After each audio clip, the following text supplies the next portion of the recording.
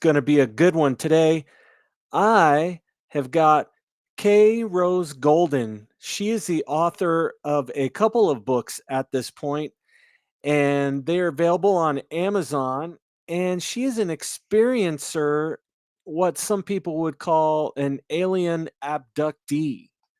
She's had experiences over the last so many years, and I want to bring her on right now because she's going to tell us what that's all about. And here we go. So let everybody welcome Kay to the podcast. Hey, Hey. how are Hi. you? Good, good. Thanks for having me on. I appreciate it. You got it. It's a You got it. pleasure. So I'm just curious here. You say that you are an experiencer. I don't know if I like the word abductee. I like experiencer. Does that feel a little bit better, or what do you Either prefer? way you want to go with it, that's fine. Okay. Yeah, So yeah, tell me a little about yourself before we get into that. sure. So, I moved around a lot as a kid. Actually, I've moved around a lot as an adult. I think I've moved like 44 times total in my entire life. Oh, wow. Um, Grew up in a big family. I'm the youngest out of nine. We're from Northern Illinois, and we were on a farm for a while. I was pretty little when there was a trip to Branson, Missouri, and I was about 6 months old on my mom's lap. My mother, my father, my aunt, my uncle, and one of my elder brothers was on a plane. My dad had his own plane, but he borrowed a friend's plane because it was bigger. They were going to go fishing down in Branson and come back with a lot of fish. And I don't remember much about that trip at all, except seeing a stage play and seeing the stage catch fire. That I do remember in Branson. Yeah, 6 month old baby, really weird, but I remember that. Um, but the trip down was uneventful, and this story is from my elder brother who was in the plane and explained everything to me because I had started looking for answers after the thing happened to me in Diamond Bar. I was definitely wanting to talk to my family and find out, hey, have any of you experienced any of this stuff? So, well, anyway, the trip down was uneventful. The trip back to Illinois, there was a bad thunderstorm. My brother said it was very dark, very eerie. He said there was lightning, and then I asked him. I said, "What else? What did you see? Anything else?" And he said, "Well, there were orange flashes in the sky." And he said they were losing gas in the plane, or and Dad was trying to set down in a farmer's field because he knew he had to do that. Right. Um, and as they were coming down with the plane, hit something. And whatever it was that the plane hit almost knocked the tail rudder right off. I mean, it just Oh, mangled wow. it. And there's no pictures of this, so I have no proof. My brother has no proof. Um, but being that it was a borrowed airplane, my parents, of course, had to pay for the damages.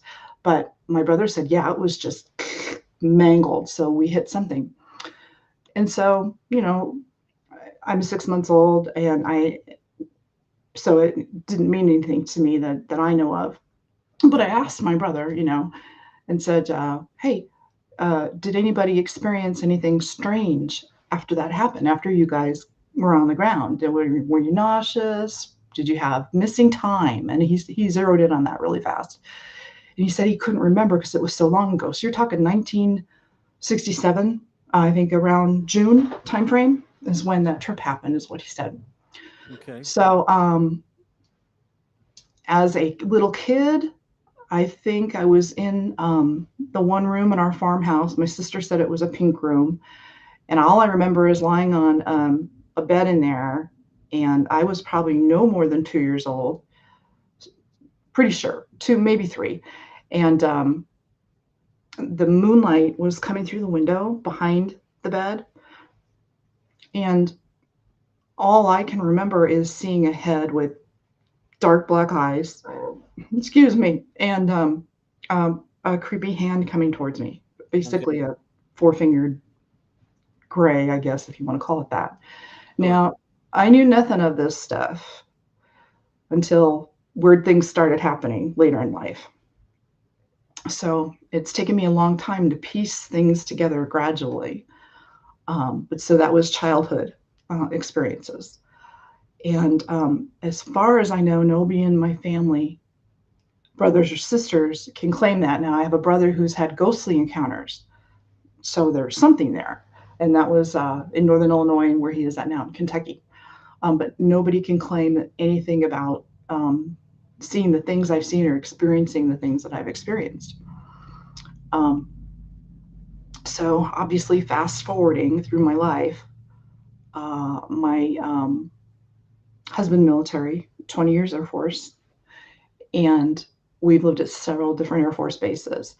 And strange things had occurred. And like I said, you don't piece this stuff together until something smacks you in the head and wakes you up, basically. And so you have to go back and research everything. So the big thing that happened was a couple of big things, actually. So we've been in Colorado for a long time.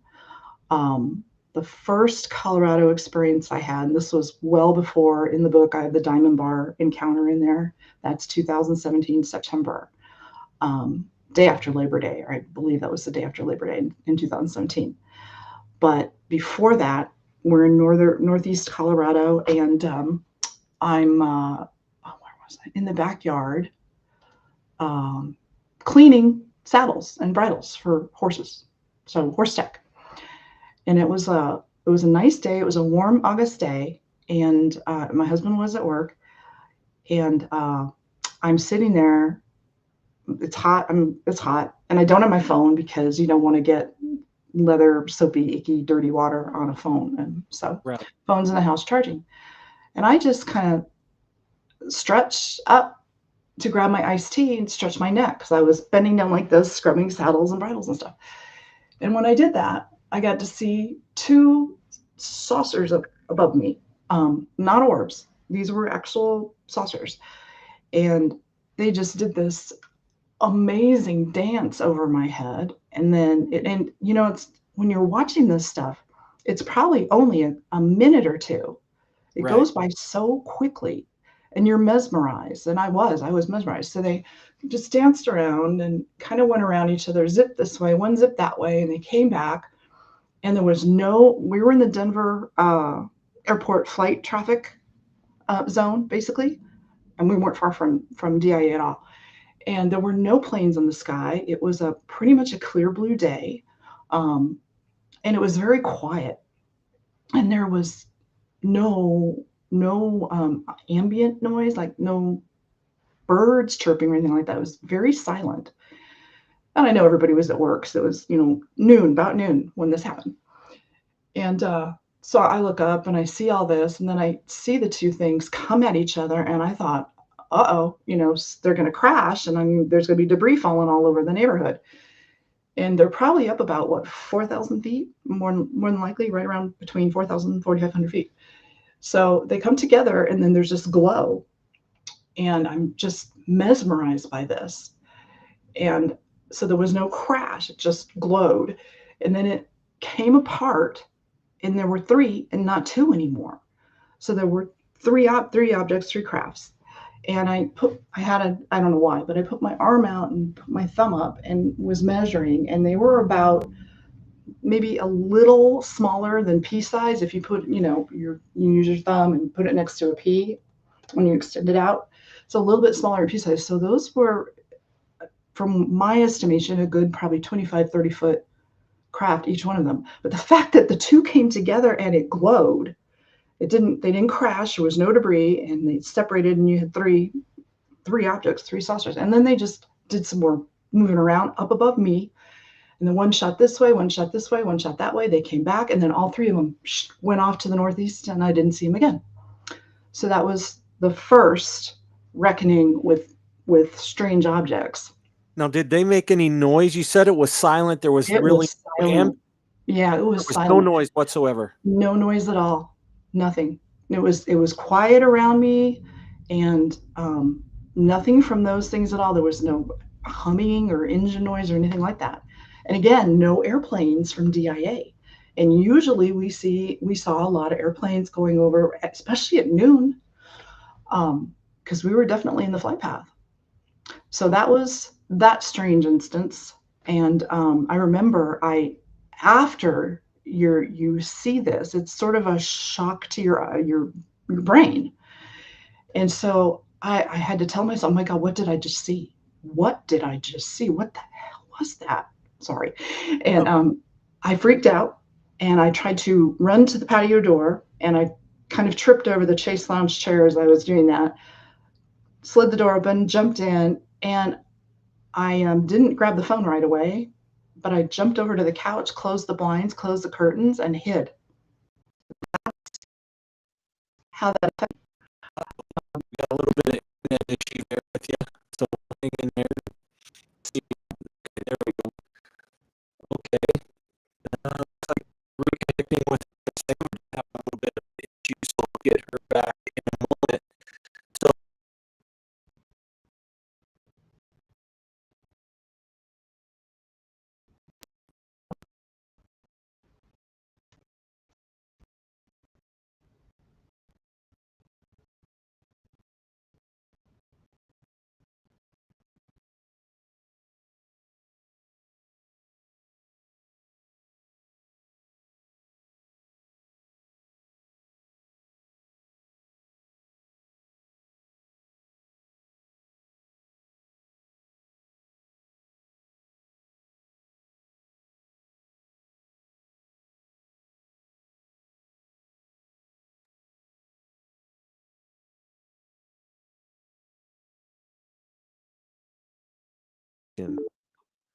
okay, there.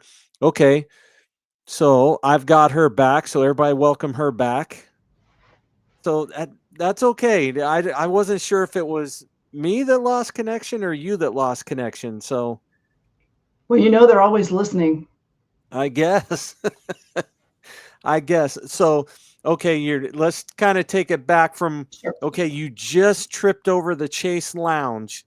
Right. Chase on chair, slid the patio door open and shot in there and jumped onto the couch. I closed the blinds, I closed the curtains, and I kind of cried on the couch because it shook me up. Right. Um, I mean, it wasn't a wow, that's a cool thing, happy feeling. It was a whoa, what does this mean feeling. Right. And I made a call to probably my husband at work. I think I called one of my daughters, and of course she said, "Mom, it's just a drone." So after everything I've been through, and I don't have much contact. Well, don't really have any contact with her anymore. But if you have a family member that you really, really know you can speak up to, then that's great. But from that experience, if you have no support in your family, don't even bother telling somebody in your family. Because it was like, no, it wasn't. That was not a drone because it was not one. It was two, and then it became three. That's not a drone. That's not any aircraft that I know of. Well, that anybody would know that we have that kind of technology. And Right. this was 2016 August. Right. So this sounds like this might have caused a little bit of a rift in your family just because you didn't get the support that you feel you should have gotten is or No, she kind of deserted our family in 2016 because of okay. other reasons. Okay. Well, okay. Yeah, We won't touch that. That's yeah, fine. That's not what we're here for. I was yeah, just kind of brainstorming. yeah. Okay. Yeah. So, speaking of this specific and I want to Mhm. say sighting, Okay. did you experience any loss of time at this point? I didn't check the clock. I mean, I know that I had been out there doing what I was doing at about noon because I Right. that just seemed to be I was trying to get it done and get it off to the barn manager because I was doing that to lessen my board for my horse at the time. Right. Um, so I had like 16 saddles to do and a whole bunch of bridles and stuff. But that stopped me. And I did make that phone call to the one daughter. I know I called my husband. And oh, I called DIA and I called, was it Peterson Air Force Base, Buckley. I might have even called Fort Carson. And I just simply asked, and DIA, Oh, in the news, I called the news and I said, Wow. this is going to sound crazy, but has anybody called you guys? I think it was Channel 13, Denver News, and said that they saw something in the sky. And I said, and I'm not joking. And the lady on the other end broke out in sheer laughter. And I just hung up. I was like, well, okay, I'm not going to get anywhere. When I finally got to DIA, the customer service rep said, well, no, ma'am, we haven't heard of anything like that. But she never laughed. So that was good. Right. And I have no idea. I could have been the only one who saw it. I mean, it was right over my head. And Right. that's not unusual now. No, it's not unusual. What's unusual now is the saucer shaped. Seems like we kind of gotten away from the traditional saucer shaped craft like you're describing. Now Right. things a tic tac or it's an orb, Yeah, and I noticed that too. Yeah. right, Everybody's seeing orbs, everybody's seeing, or it's a pyramid or, the triangle. right. And yeah, that's interesting that you brought that up because I've thought about that. But there's people claiming that they're seeing things that are shape shifting in the sky. And I'm pretty sure our tech can't do that. I'd As really far as be we blown know, over if that were the case. right? As far as we know, I mean, Right, we could have right. all kinds of tech. It could all be our tech. You and I really don't know the answer to that. But so I have a question here, Sure. and hopefully I didn't lose my train of thought because I was really trying to hang on to it. So, oh, I know what it was. So, had and obviously this kind of were you into UFOs and aliens and any of that prior to this experience? No, no. As a kid, I walked around and walked out a lot at night for Right. just for no reason at all. I would just walk and walk and walk. And I continued. I did that in my early years of my marriage too. Apparently, when I was a kid, I ran off as a little kid, and they always found me at the town square in Huntley, Illinois. Uh, so that started at a young age. But no, I mean, other than looking up, well, when I looked up at the stars all the time, I kind of felt that we're not alone. I mean, it's just too vast of a universe to think we're the only ones here. Um, that's kind of how I met my husband, actually. Yeah. Okay, perfect. Perfect. Okay. So when you had this experience, Mhm. and obviously it at that point it did kind of pique your interest, I'm sure, and you were kind of trying to find an explanation for what had happened. So did you start actively looking into UFOs? Did you go online and start looking at pictures? Did you ever come across a picture and go, "Oh my god, that's exactly what I saw"? No, but I watched something. I didn't watch a lot of TV back then. Um, but I caught Linda Moulton Howe, one of her some old program because she, Yeah. renowned journalist and she does her own documentaries and all that. And it was cattle mutilations. And I was like, well, that's interesting. And one of the very first ones that happened was here in Colorado. It was a horse named Snippy. Um, yeah, in Pueblo, I think. But so I think I watched that. I think I might have watched a few, because back then, this was 2016, documentaries weren't as proliferant as they are now, basically. Yes. So yeah, I think I watched one, but I hadn't bought any books, didn't do any research, nothing like that. I let it go. And then uh, what was that? February. That was that. Oh yeah, so there was another incident at that house, and this was before that one. I forgot about this one.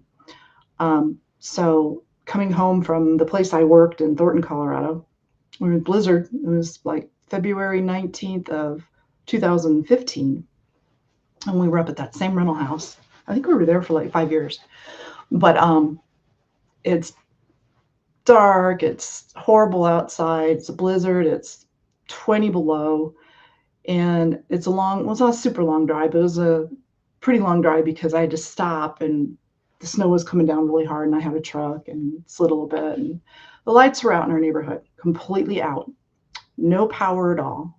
Everything was black. And my truck slid a little bit as I made a right-hand turn to get over to our neighborhood.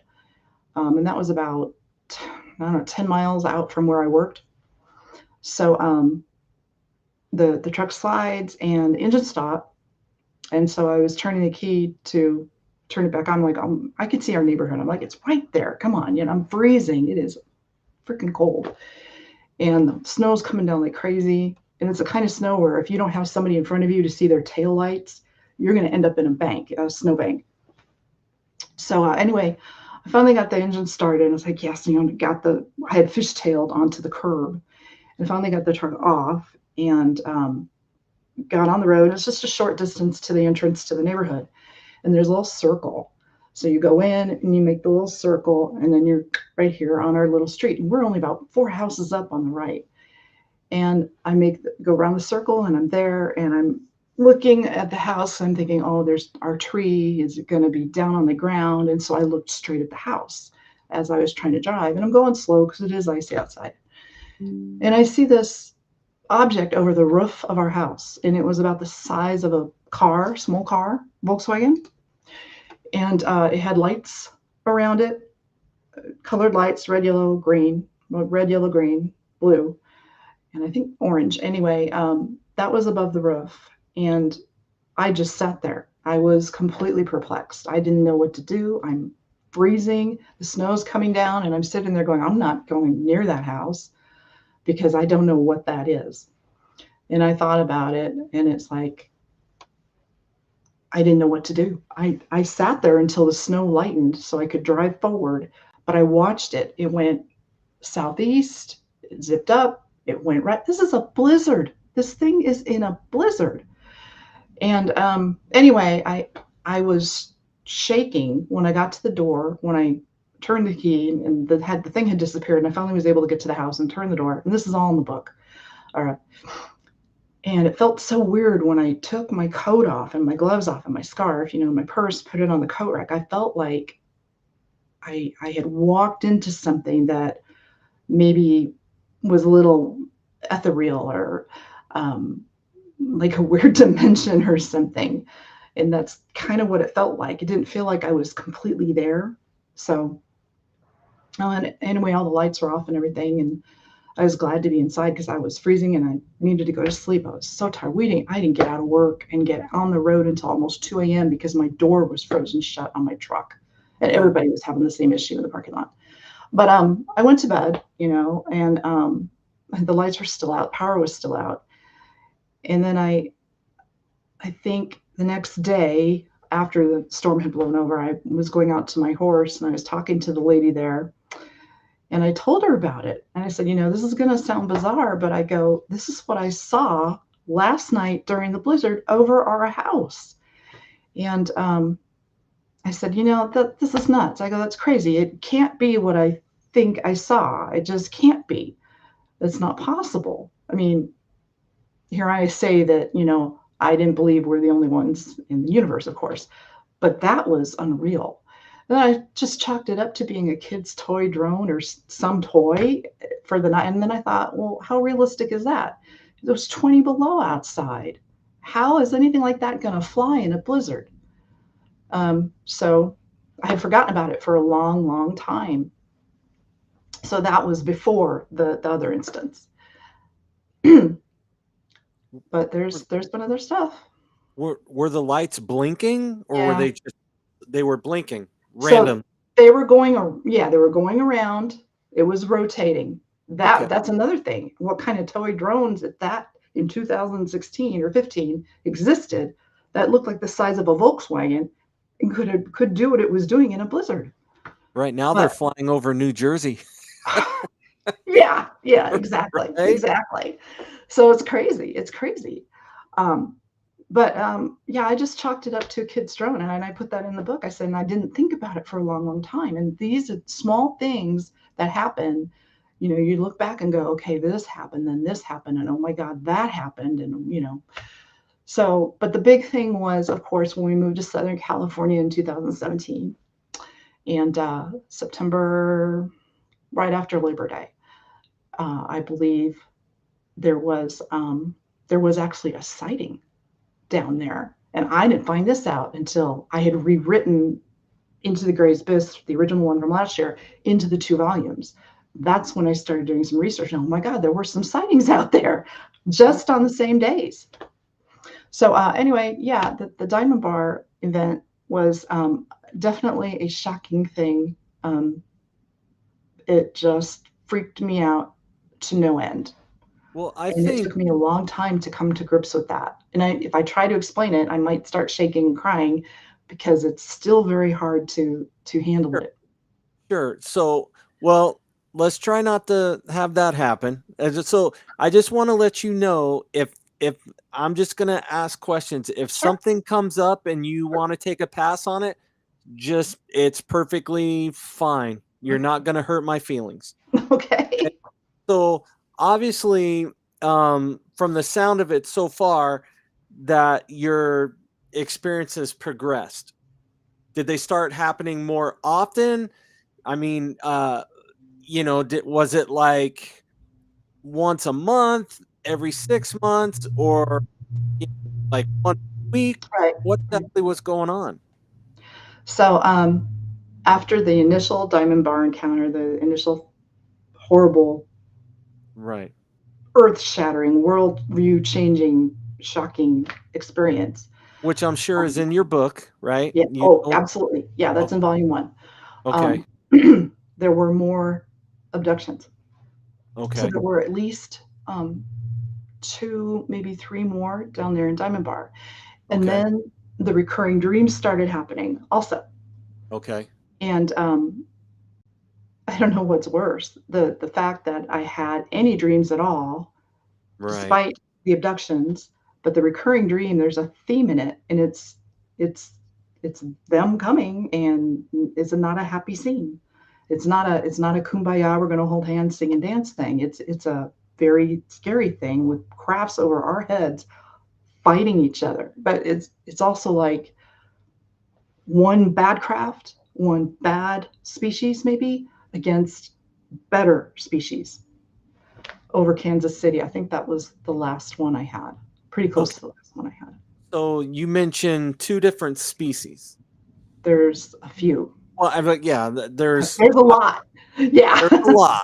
Yeah, We there's a lot. we're all kind of finding that out now. It seems like we're getting a soft disclosure these days where Oh, I think yeah. that they're just I Yeah. mean, there's so much coming out and There it's just really is. kind of overload for people and it's Yeah. really too bad because people there's just something new almost every day and people are just kind of like, we Yeah, know. isn't it funny how they did that? And Right. yet they wanted people to know about this back in the 90s, back in the 50s. They wanted people to understand that the Greys, for one, were here and that we would could get used to having them here.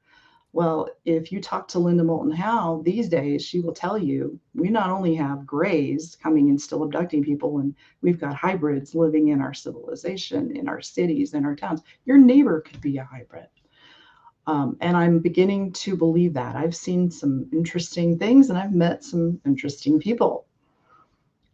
Right. Yeah, well we know Prince Harry's wife Meghan is a hybrid. That's what all those videos on YouTube show now. As some weird, um, Oh, weird okay. hybrid, but she's not. Come on now. Yeah. But so in Well, your we all came experience, from somewhere, right? We all come from you somewhere. know? So in your experience, Mhm. were did you just have experiences with the Greys as kind of portrayed by the title of your book, or have you had experiences with multiple species? So it's been it's been very much a roller coaster ride. So it's very interesting. So it was the small Zeta Gray, the robotic type beings. If you call them clones, if people call them clones, because Right, they're a little jerky when they move, they're the ones that come and take you. right, And of course, the first time I was taken in Diamond Bar, that was through a closed, locked, blinds, drapery window that was right up. through the That's why window. the picture on volume one is up, and then there's a window not a great job on the window, but then you've got the saucer and the tall gray being in there. So it's the two small Zeta grays that came, one at the foot, one in here. They lift me up. Well, they don't lift me, but I'm floating up and I'm going over my husband and flipping out because I can't move. I can't really speak, but in my mind, I'm screaming. And there's a ceiling fan on above and it's on high because it's always hot down there in Southern California and I don't like the heat. And first I thought they were going to shred me. So I'm climbing over. But yeah, I go right through the window and I must have, it didn't feel like anything but maybe like a small electric shock, or maybe it's a vibration would be a better way to put it, going through there. And then I was in their beam and I actually went up in a beam and the beam was like an elevator. And there were a couple other beings in there below me in the two grays, one gray like by my shoulder, one by my foot. But you're totally not able to move because my thought was the roof was coming up on the house. And it's the California, the fireproof, those red tile roofs. And I thought, I'm not going. I'm not going. You can't make me go. I'm not going. So I was going to reach out of the beam and try to grab onto one of the red roof tiles. And you can't do it because you cannot move when you're in that beam. They've got you. And I don't know how many people have actually explained or have actually been taken that way. But that was the only time I had been taken that way. The rest of the time, all the time after, it seems to be getting, it's almost like being broken down into, well, it is. You're being broken down into really, really tiny particles, atomic, Linda calls it atomic substructure, morph or something like that. Right. Yeah. And then you're gone and then you're on the ship.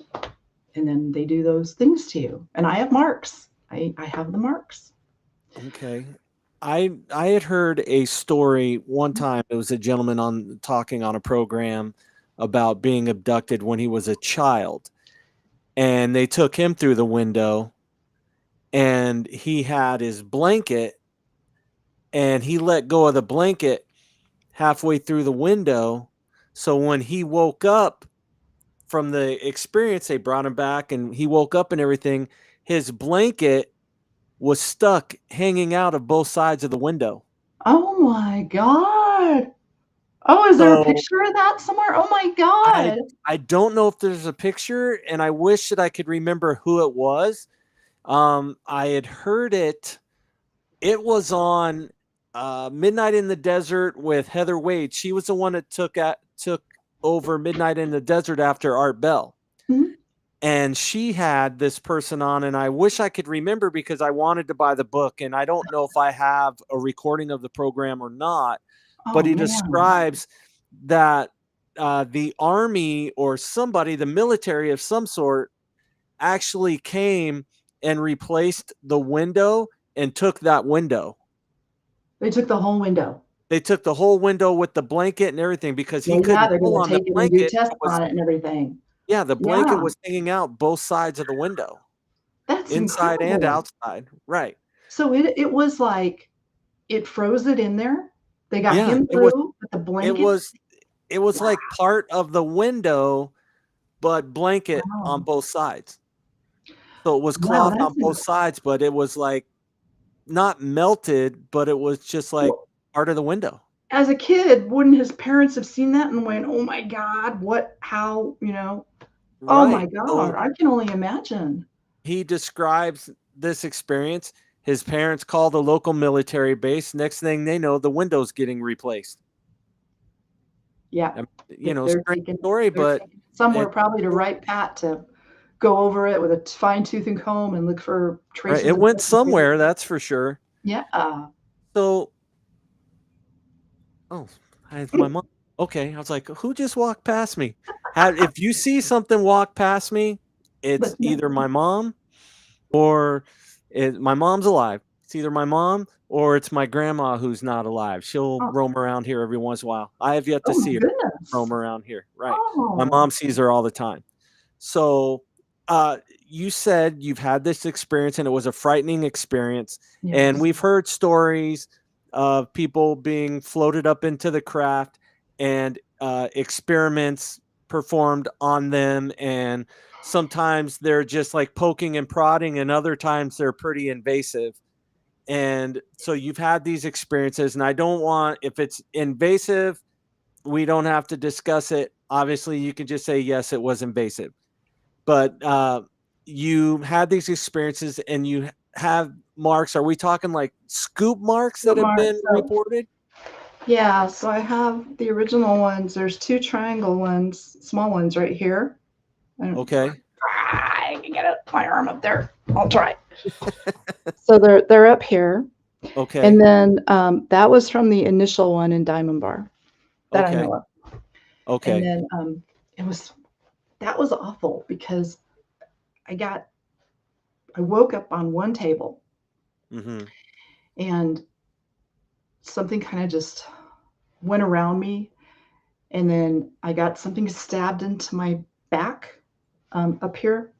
Don't Okay. know if they were taking blood or what they were doing, but I had a problem with this part of my back for several years after that, and I Oh. actually had a 2 inch by 2 inch section of that removed because it just wouldn't heal. It was doing strange cyst things and things, and so they cut it out. And the funny thing is, when they take something out of you like that, they're supposed to do a biopsy on it and let you know. I never got any information back on it. Oh, The so it clinic was like never called me and said, "Hey, by the way, this was cancerous or it's not cancerous." No information whatsoever. well, in that Um, case, no news is good news, because if they would have called you and said, "Hey, we think there's something bad going on here," kind of throws your world into a right, upheaval, right. even though it was already, you were stressed out already over Oh, what you've been experiencing. well, I was thinking maybe it was an implant that was causing a problem, and I kind of told the surgeon. I said, if when you get this back and you guys look at it in water or whatever you do, and you see something weird in there, would you please let me know? That's all I asked. I was more concerned about that than cancer, if you can believe that.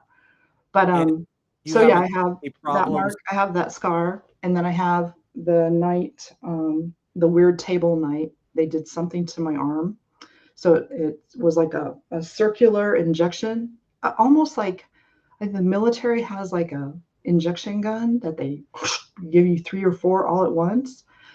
So whatever this was that did this, and it's if it's still up here or not on this arm, but it was a circle, and you can kind of see the marks around in a circle here. Right.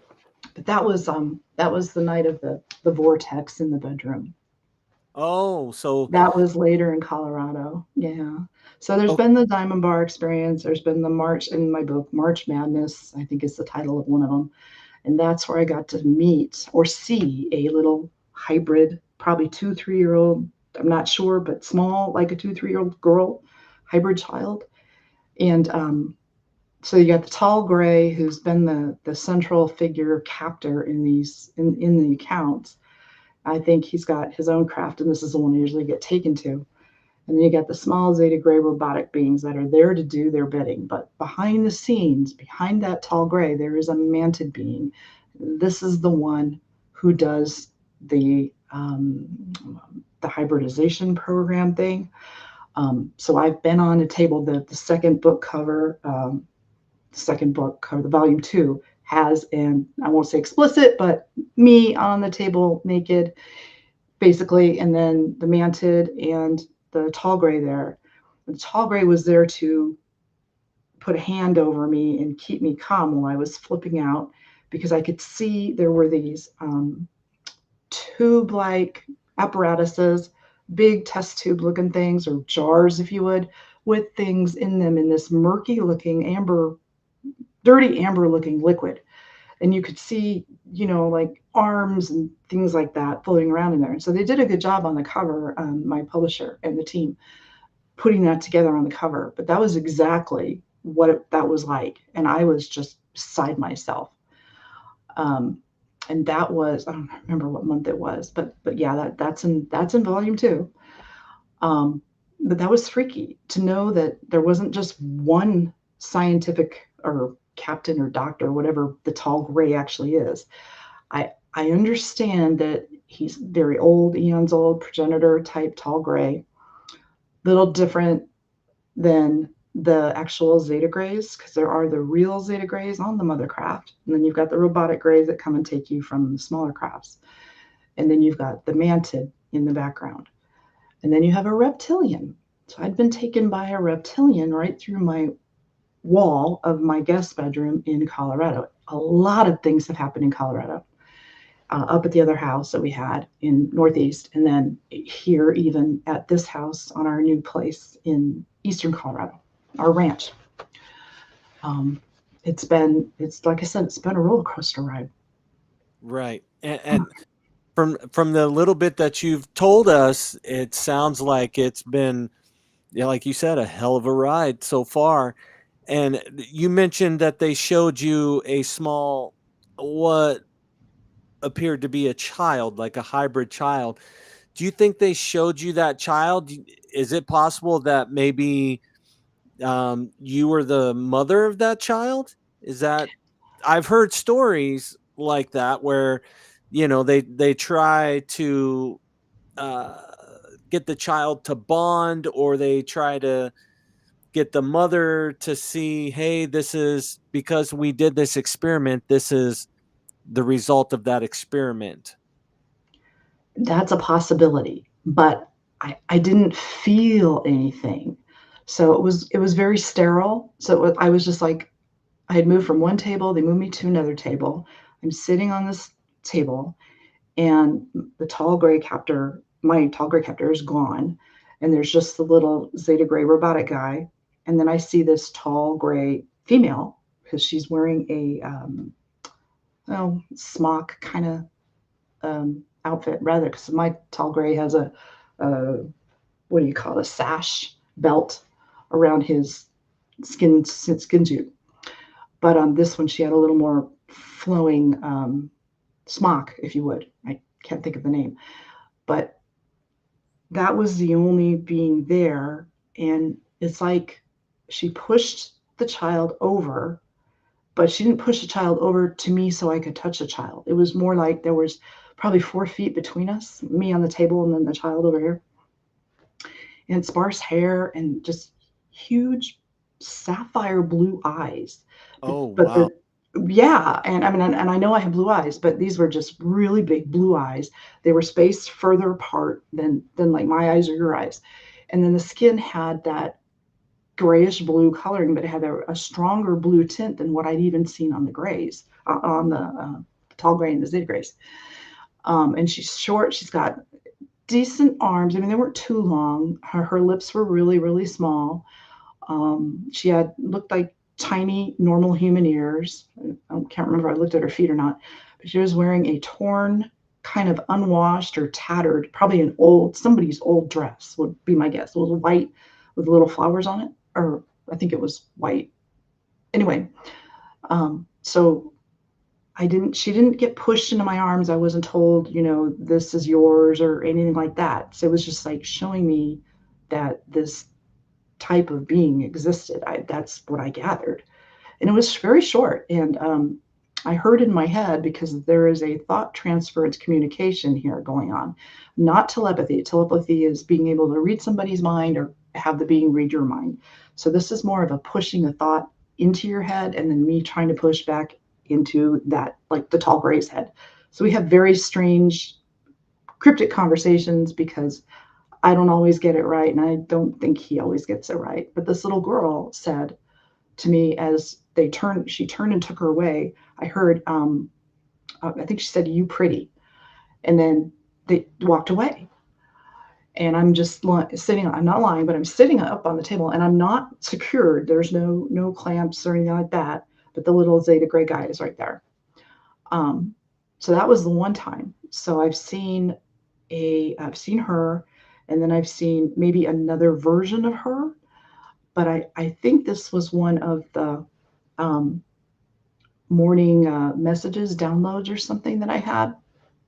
I've had a few of those. I've had a lot of those, Hmm. where this little girl, probably 8 years old, 7 years old, is taking me over a military gate, and she's kind of skipping, and I'm walking, and I'm wearing my pajamas, right, and my little soft socks, and she's we're going down the main road of a base, definitely military base. And after a while, I recognized it. This was Peterson Air Force Base. This is now Peterson Space Force Base. But we end up seeing soldiers that are frozen or immobile, maybe is a better way, because I went up to the soldiers to say hello. And airmen, with their guns, and in front of NORAD, in front of the NORAD building and the sidewalks, all where the big buildings are. I think they're 3 or 4 story buildings on Peterson. And it was so weird because it was so ethereal in that. And then it was very short too. It was very quick. And we ended up going past them. That's not the important part. So we kept following her. We ended up in a little break area. And I recognized it because when I used to take the kids shopping at the BX, it's this little area that had these cement benches. And she sat and she tucked her legs up underneath her because her legs were kind of bony, and she had that bluish tint to her, and she had big blue sapphire eyes. But I didn't get to see all that until I sat, and she patted the seat next to her so I'd go over and sit with her. And I sat and I looked at her, and she did. She had these great big huge blue sapphire eyes set far apart. She had kind of the bluish tint to the skin, very pale, little sparse hair. She was wearing a flowered dress, still not bright and pretty, just kind of old. And then she had her legs tucked up. Her feet looked normal. She was barefoot. It's totally barefoot. Her arms looked normal, a little long, and her lips were a little bit small for probably an 8-year-old kid. Um, and there was something about the color. It was that bluish tint that she couldn't pass for human. But so I've seen the one child, and then I've seen this one. And then later on in the other house in Colorado, I got taken in, what was that, December 2023? And I didn't put it in the last book because I just had to have a stopping point at some point for that book. And I thought, well, if I do another book again, I'll put it in the next one. So it is I think it's in volume 2. But it was being aboard a mothercraft and actually being instructed to, yes, you better hold this small being. And I had to hold it, and I didn't want to. I had no emotional feelings or attachment to this little tiny bundle. I mean, I looked at it, and all I could see was the little 5-fingered hand, but had that blue tinge to it. It was just a little bitty thing. I mean, I think they take them out too early. I don't know. I mean, I don't know about the incubation period for these beings, but in the room I was in, there were tons of them, just tons. And it was like a great big, huge warehouse, like a nursery. And it had this soft, like peachy glow to it. And then it was another woman and a woman alien, tall gray, and it's like a smock. And she said, hey, and I hear in my head, hey, you need to look, you need to see this, you need to hold this. So I'm holding it. And I didn't want to. I was repulsed by the touch. It was kind of like a reptile type skin, Cold? cold, Was it Yeah, cold? yeah. And I didn't Rough? just didn't, Was it kind of rough? yeah, yeah, it was different. And because it was wrapped in this silk material, I'm saying it's silk, it could have been made of a plant, I don't know. But that all I could see was that little hand and that little head. And I'm looking, going, okay, I see it. And the eyes do open, and they're blue, and they're really blue. But I mean, it just, I didn't feel like I had any personal connection to this being. So I'm hoping maybe they just used me to hold it and touch Right. it. I don't know. But Okay. that was a very bizarre experience. And I think I almost passed out in that room. Wow. So you had this experience where they're making you hold this child. Let's call it a child. We're Yeah. not sure, but for the sake Yeah. of argument, we'll call it a Sure. child. During these interactions that you've had over the years, the ones that you're having dreams about, the ones that you remember, did they ever mention where they were from? Did they ever give you any other information that at the time didn't make sense, but now looking back does? So one of the big occasion where I met the tall gray captor that I call Rex, because his name is pretty unpronounceable, Rechen Thule Thal, something like that weird. So I just shortened it to Rex. Um, During that conversation, when I got in my head, I can't remember how I asked the age, but I remember the whole hearing "You are ours" in my head, and it rang like a bell in my head. And if I think about it now, it bothers me a lot. But I remember being on the defensive. I was like, because I wasn't immobile. I don't think I was strapped down or anything at that one. But he was standing there, and I'm sitting, and I'm just like, how can I be yours? How is that even possible? You don't look like me. Not possible. And so all that disbelief was in me. And then I think he mentioned that they're from a long distance away, um, and most of them are gone now. And he's eons old. That's mostly what I got. But basically, he indicated that our English language was something that they actually created a long time ago. Their language is different than our English language that they helped create. And I didn't get anything in my head saying that they helped create our species. It's just the language. So that was interesting. But the whole "you are ours" thing that bothered me, because I'm like, no, I have a mother and father on planet Earth. Well, actually, my mom was still alive at the time. My dad was passed. But I mean, that was bothersome. And I always wonder, because I mean, there's sneaky, devious, manipulative. Because if they were here to be good to us, why would they come in the night and take people? It doesn't make any sense. That's not a good being. That's not a benevolent being or a good person. I mean, that sneaky and manipulative. They come at night, they take you when you should be sound asleep in your bed, dreaming about whatever, something happy. Right. And then all the weird stuff happens. Did you ever, during these experiences, did you ever see anybody else, like another human, maybe laying on a table or going through the same kind of experiences that you were going through? Yes. So the night of the vortex thing, that's in the volume two. When was that? July of 2023, I think. Might have been 22.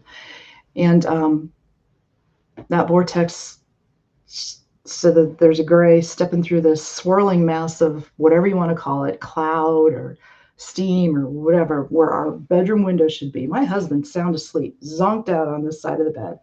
I'm on the right side of the bed. And it was funny because I always feel this vibration that starts in my head, progresses down through the body. It gets stronger and stronger and stronger. And I think this was the night where it felt like I was being ripped apart, literally, with my limbs torn off in each direction. So maybe they miscalculated, however, they did it, and they made it really violent, because it felt like my chest was being ripped open and my body was being torn in half. It was awful.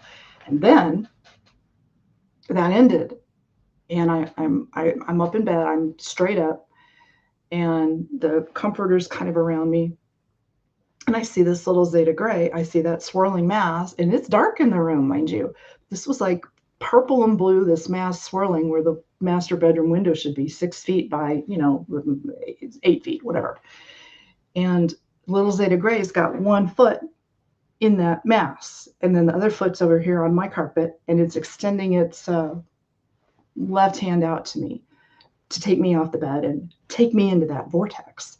I didn't want to go. I'm like, no, I don't want to go. I don't want to go. I'm not going to go with you. And of course, I have no help because my husband's totally switched off next to me. But I end up going, and it's really quick.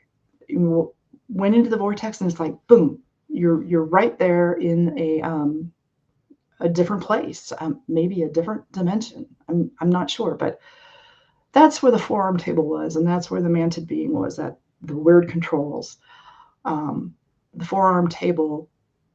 There were two other people on two of those arms, going around with me.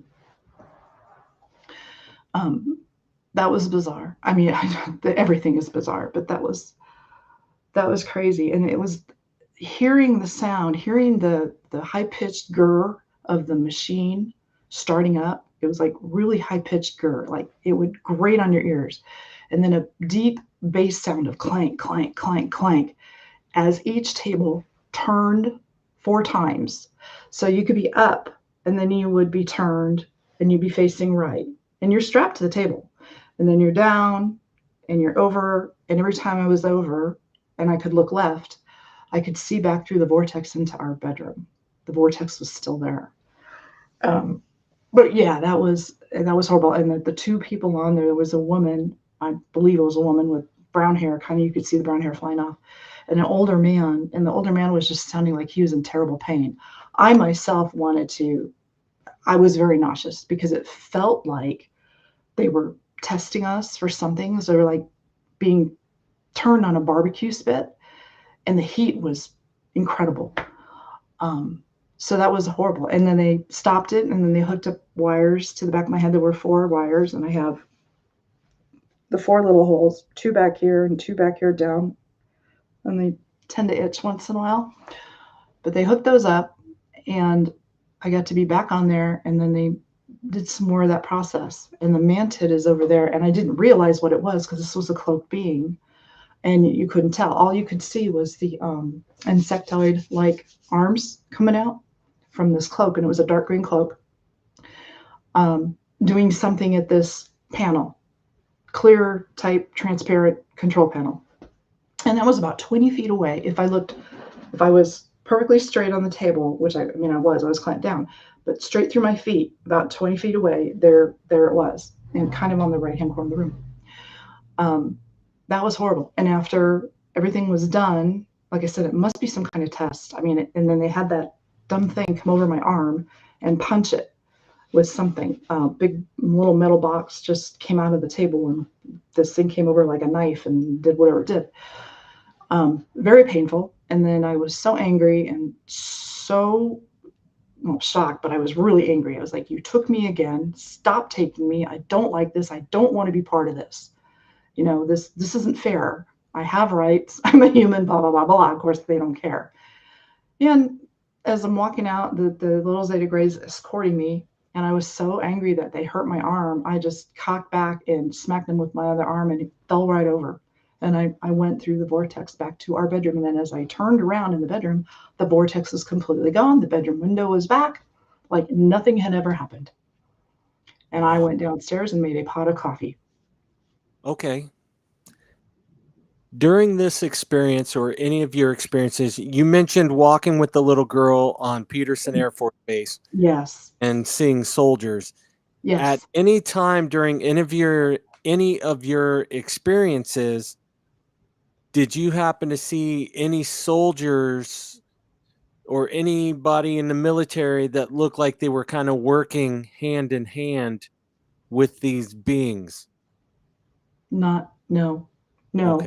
I understand there are accounts of that, and no, I haven't had any of that. I've only had the wonderful pleasure of the tall gray and the short ones, and then the seeing the hybrids, and then the mantid being, and then the one reptilian, which I thought was odd because I didn't think reptilians and grays actually got along, but that reptilian brought me to the mothercraft, um, and then disappeared. It was gone. It came through my guest bedroom wall, grabbed me, and took me out. Oh, okay. So So no soldiers, no no soldier. military that I know of. Okay. Well, you mentioned that you perceived that you thought that they didn't get along, so it kind of struck you as odd that they were actually working together, those two species. What made you think that they wouldn't get along? Was it just things you had read, things you had heard? I don't, well, by then I had been doing research, of course. You can't not do research after you've been taken. It's like you gotta know why. And of course, I never, really know why. I think you can go through your whole life and go, okay, maybe it's this reason or maybe it's this reason, but you don't really know.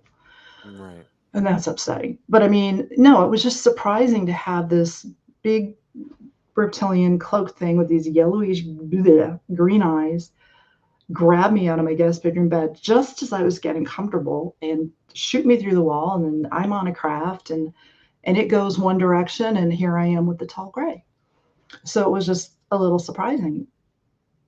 Yeah, well, this whole thing's surprising. I mean, you're just one thing after another, and so have the encounters stopped, or are they still continuing to this day? We're still continuing. Oh, Um, the most recent one, I actually made a video the morning after it happened. And you could see me, I'm like in my pajama top and my hair's straight. And I'm just like, I gotta say this because it happened again, and I will try to make a better video a little later when I'm more put together. But I kind of explained, it's the breaking down is up on the craft, and then being I don't know if they did anything to me. I think I have like another mark on my leg, but the the whole purpose of being taken and being stood in front of that tall gray again was so he could say again into my head, um, there are more and bigger crafts coming. And that's what now he's inferred this at least 3 times now. And that's before, mind you, any of us heard about this comet, the Three Eye Atlas. yes. So he started pushing this into my head. When was that? Last year, I think around December, it might have been Halloween. So, yes, I've had many instances. But the last one was here, and it was only about 4 weeks ago. Oh, wow. And that was the one. And I made that video. And I'm just like, I got to tell you, people, I don't know what's going on or why this is happening, but this is what happened. More and bigger crafts are coming. Well, you had mentioned, and you have been posting a lot lately about Ben, right? Your horse. Oh, my Was it? horse. Yeah. Oh, my So I'm horse. glad that Ben's doing better. He's Somewhat. eating well. He's going to the bathroom better. So I think the colic part we're past, but his movement is like my husband says, an 80-year-old man right now. The poor guy. He's got his right foreleg cocked when he stands now. And we're just doing the best we can to feed him, but we are going to do red light therapy on that leg. I'm going to start doing that tomorrow Okay, because I've good. heard red light therapy can really repair the soft tissue damage. He was cast, which means stuck in his stall against the wall. Hmm. Um, I think it was last Monday night, and we heard banging, but it didn't clue into me that that was my horse in distress in his stall, banging with his feet because he was trying to turn over and he couldn't do it. He was like that until I finally went out at 2 in the morning. God. And I tried to put ropes around his feet, his hoofs, and pull him over, but I'm only so much. And it Right, takes two large men usually to pull a horse back over. right. So I couldn't do it. And then I went into the house to wake my husband up and said, please help me get Ben up. And then I got out and he had gotten up himself. I did Oh, have good. the intelligence to shove a blanket under his head. So if he did push, he could slide. So that Mhm. helped. So that's how he was able to get up. But Oh, yeah, good. because of the casting, his poor legs were bent really bad. So that's where the soft tissue damage is coming from. Okay. Hopefully it's only the one leg. He'll get there. He'll get there. He's such They're a pretty sweet horse. resilient animals. He'll Yeah. get there.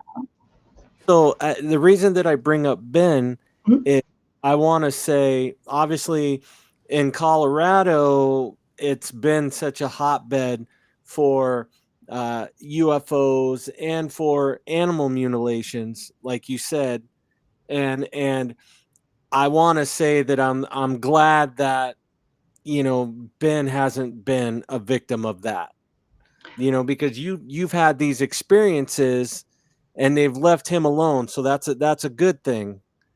That's a good thing. Yeah, You God know, forbid they touch our animals. right, Man, right, I had right. one instance. Think it was, I think it was that night when I actually had that introduction with the tall gray. That's the night I was trying to figure out, his name, and then I just said, "Can I just call you Rex?" And I think Oh yeah. So he pushed the image of a dog, a little collie dog, into my head, and I replied back to him, "Woof." And Oh. then he pushed because I don't think he understood, and then he pushed the image of my horse into my head, and I immediately was alarmed. I was like, "How do you know my horse? How is that possible?" Well, they're watching. They're always watching. They're up there.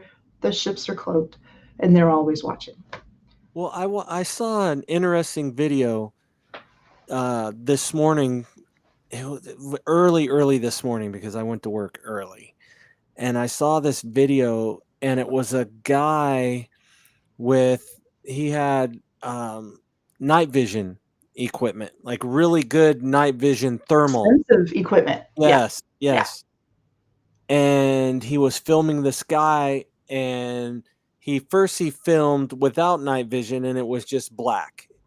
yeah. Then he turned on night vision and thermal, and he's like, "Okay, here's an airplane and you could see the shape of the airplane Right, flying through the sky." right, And he said, "Here's the moon and you just saw this round like white dot." right. And then he starts scanning the sky, and you see these dots, and they're moving and they're changing directions, and first they look like satellites going across the sky, and then they would change directions. And satellites can't do that. No, Yeah, satellites don't change directions. yeah, And he's like, "I cannot see that through this camera. They're here all the time. We just can't see them." yeah, yeah. That's the impression that I've gotten. And even back here in our new backyard, I've gone out and taken several videos. And when I think I don't have anything, it's just a really nice starry night. And I take these videos and I go back to the computer and go, "Whoa, what's that?" And Right. something's shooting by. And then in some cases, I'll get up there and I'll zoom in, and I've got some pretty incredible, weird photos up here of plasma or orbs or whatever you want to call it, but they're weird looking. I think you had some up on your Facebook page. Hmm. Yeah, Mm, yeah, correct, right? yeah. So if anybody wants to see these photos, I will link, if you don't mind, I Sure, will link so that people can see these photos. I will put sure. a link up for that. Also, as far as your books are concerned, both of them are on Amazon now. Right. So volume one and volume two are both out. They're on Amazon. You can get them on Barnes and Noble. You can go to Kubu, whatever that is. Pretty Okay. much Google Books and all of that. So yeah, they're on there. The only thing I didn't do is I didn't put it on audiobook, which I'm understanding is very popular. So Yeah, that and might happen later down the road. I've gotten books, like sample books on audio from Mhm. different UFO authors and stuff like that. And the ones that I've gotten, they were just like the book word for word. Oh wow. And which is cool, it's something to listen to, because I don't, even though I'm a musician, I don't listen to music a whole lot. I always Ah, listen to podcasts and stuff like yeah. that. It's just, growing up as a musician, you kind of get burned out after a while. So I'm kind of in that burned out phase right now. So I listen to a lot of audiobooks and old podcasts. And Cool.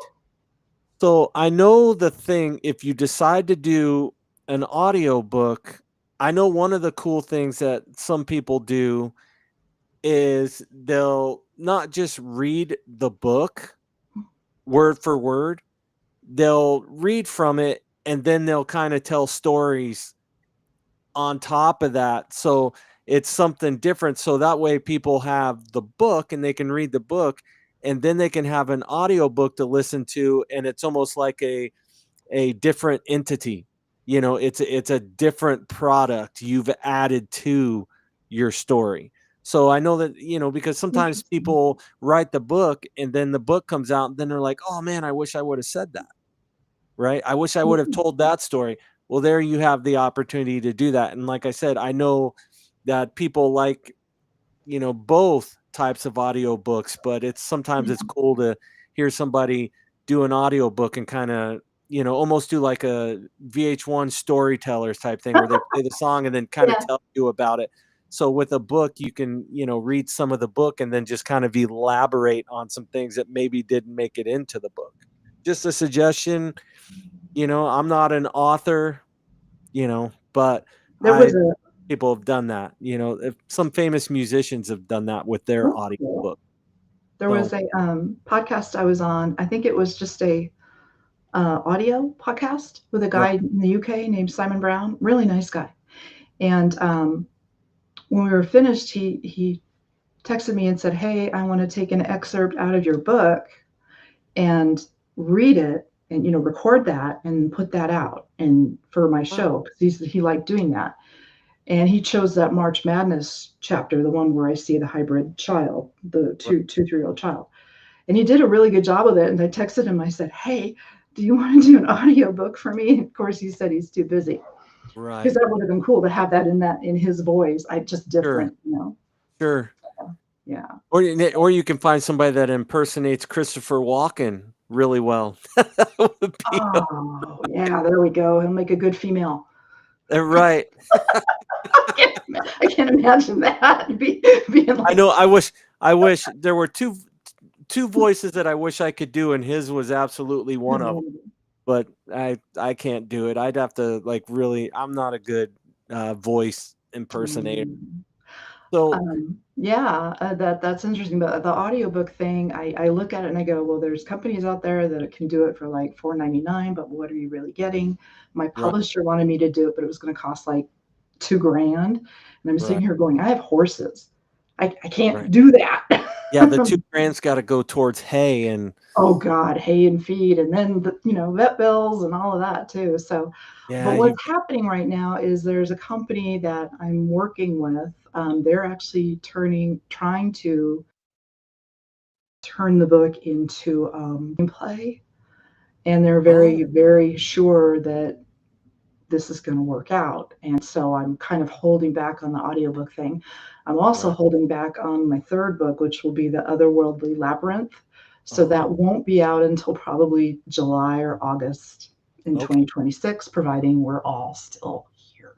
Oh, you're right because it's already past Mars, and Yeah. we've already gotten pictures of it in the sky of Mars. And NASA shut down. It's like they had the closest cameras and there's some information, but all of a sudden we can't get any of that information. What is going on with that? Well, it's just like anything else. They shut everything down. Even though we pay for it, Oh, they sh- yeah, absolutely. Government shutdown. it's Yeah. it's always been that way. It's always been that way. So where do we go to now? So you talking about wanting to do an audiobook? You've got a third book coming out Yeah. and a potential screenplay that could turn into They want to turn it into a series. oh, So okay. and that sounds great, but there's a catch to doing something like this. If I go through with it all, I have to, it sounds like, eventually give up the rights to my own book.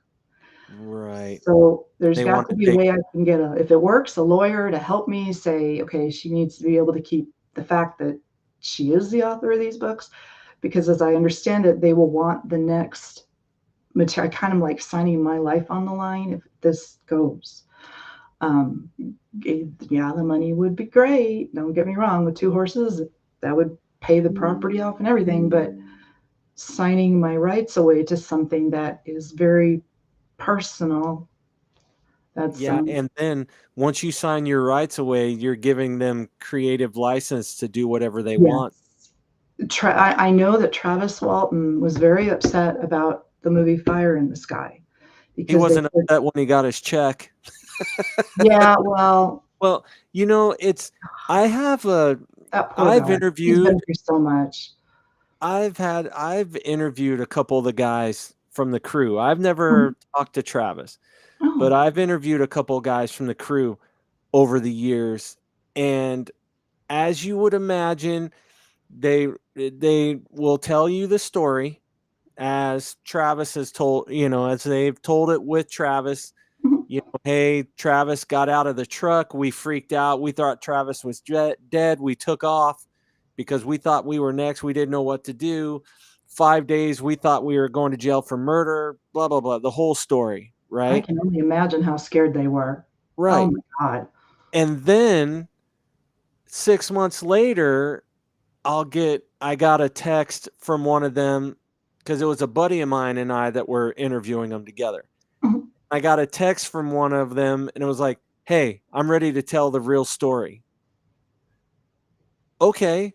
So yet we had him on, and so he tells the story, and he's like, not he said, "I'm going to tell the real story," and he tells the story, and we're thinking, okay, these guys don't get along anymore because they're all pissed off because Travis made all of this money from it throughout the years, and none of them have made any money from it, like a little bit here and there.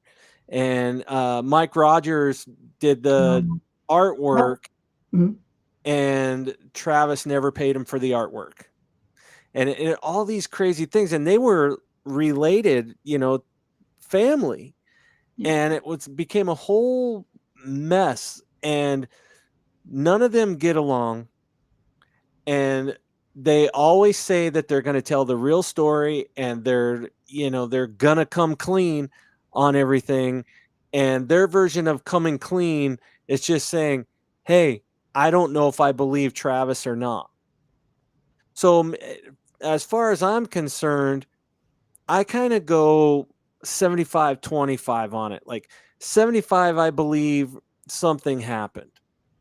25, just from the way they talk about Travis, 25% makes me believe that maybe Travis just went and hid in the woods somewhere, in a cabin somewhere for 5 days, and then came back with this elaborate story. Oh.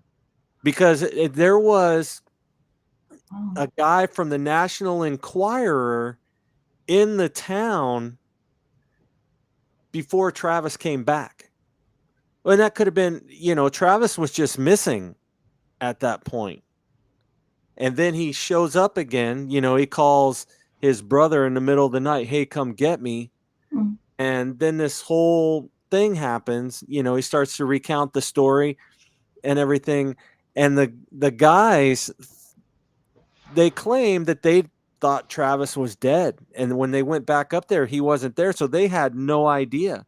They just felt that they were going to go to jail for murder, because Travis and one of the guys, I think it was Dallas, got into a fist fight earlier that day or earlier in the Oh week. yeah. So Dallas was the one who had run-ins with the law a little bit. So he figured he was going to get fingered as the guy that killed That did Travis. it. Oh. Travis back. So it's such a. I mean, we're 50 years at this point. It happened 50 years ago. Yeah. That was 19. Yeah. Oh my God. 75. 1975, right? October. I think it was October or November of 1975. September or October, I think. Yeah. So we're at 50 years. And Travis's story has never changed. And, Travis goes and does these conventions and makes his money. And you know what? I'm not going to fault on the guy because he has a story, he's had an experience of some sort, and people want to hear directly from him about it. So Yeah. why not go out Yeah. and make a little bit of money because people are paying to hear you tell your story. You're not doing anything wrong. It's not disingenuous. People want to hear your story directly from you. Right. So when it comes to your story, the audio book, the books, it's perfect. Tell your story. Let everybody know about it. There's nothing wrong with that whatsoever. It's your story. It's interesting, and people who are fascinated with these types of things that have never had an experience really want to hear what other people are going through, or the people that have had experiences but haven't said anything about it because they're not done processing what has happened to them. They want to hear from other people that it's, "Hey, we made it through it and we're okay." and it's okay to tell your story, even if you call the uh, airport and somebody laughs at you over the phone. It's okay, tell your story. So I really appreciate that you are telling your story, and you have your books, and you're kind of an ambassador in for other people that aren't, maybe not quite ready to tell their story yet, and they're looking at you going, I can tell this story, it's going to be okay. And it's, once you start telling the story, I'm sure your shoulders kind of dropped a little bit, you kind of relaxed a little bit, and the more that you thought about it and the more that you started telling people, it just got easier and easier to tell the story. And the fact that you're still having experiences, you found that you're able to deal with the experiences a little bit better now, right? Oh, much better now. That first year, and then when it happened, started happening in Colorado, that was a shocker too, because I didn't expect that. That Right. was another mind blowing thing. Like, oh my God, how is that possible? How can they take me here and then get me over here? So they are tracking humans. They are tracking the humans they've taken, and this Right. is lifelong. So it's from infant or 2 years old or 6 years old, whatever you are, you have these weird experiences. And I tell people in the book, I'm like, look, if you're having recurring dreams or any dreams with gray aliens in them or owls or reptilians, whatever the case may be, and you're waking up in the morning and you're going, oh my God, what was that? What, you feel like you've been hit by a Mack truck. You can't breathe, you're not doing well, your nose is bleeding, that type of stuff, or you're nauseous, or you have marks on your body, try not to count it as a dream. Something has happened and there's some contact going on here. And I think it's happening to more people than what people understand. People are so the I try not to watch too much TV. I get most of my interesting stuff is from YouTube, and it's simply about Atlas right now, or um, maybe somebody's like Linda Moulton Howe or Richard Dolan. I do like to watch them. Oh, I like Richard. Richard Dolan a lot, a lot. So I don't we do streaming as far as movies go. We watch Jurassic Park and that kind of stuff, cartoon movies. I watch Pink Panther once in a while. Old TV show. I Oh, love that there's Pink nothing Panther. wrong with that. Nothing wrong Yeah. with, I'm a MASH person Oh myself. yeah, MASH was a great show. Yeah. But I Right. mean, so our heads are turned, and it seems like our heads get turned by something publicly, and then all of a sudden our heads are turned this way, and then this way, and this way, and all the while the UFO subject, or UAP, if you want to call it, but I call it UFO, and extraterrestrial subject, otherworldly subject, is right in front of our faces. But they keep redirecting our vision to these other points, and they do it so well. They've been doing it for 50, oh my God, 75 years, I'd say. Right. Yeah. Right. Yeah. Yeah.